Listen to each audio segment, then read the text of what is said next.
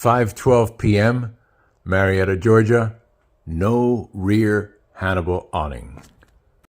And 6:19 p.m., Marietta, Georgia. Rear Hannibal awning installed on the Hannibal rack.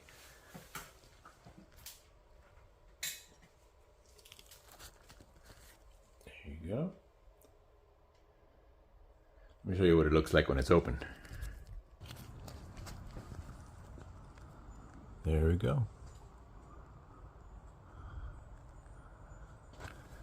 Plenty of space to open the door.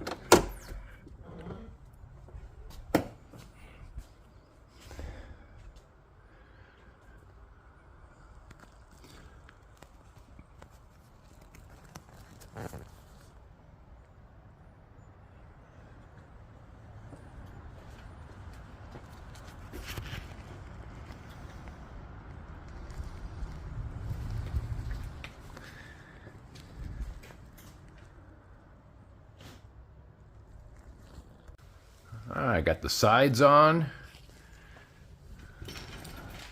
There's 3 sides, zippers.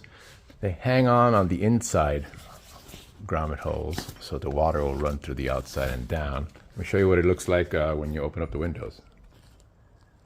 There's a side window open, has a screen on the inside. The back part, you can roll up the whole door and hold that open with the straps that are on the top. And the passenger side, or right side, depending on what country you're in, has another zipper here to just kind of have access to it over here on this side. That's what it looks like on the top.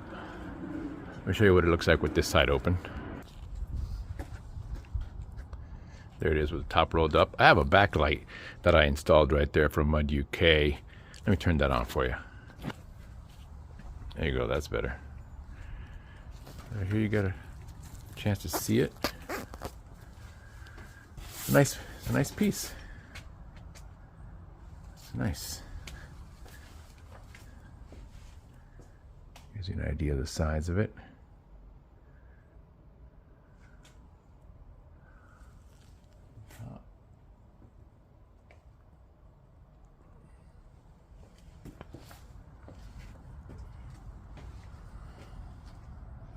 Cool.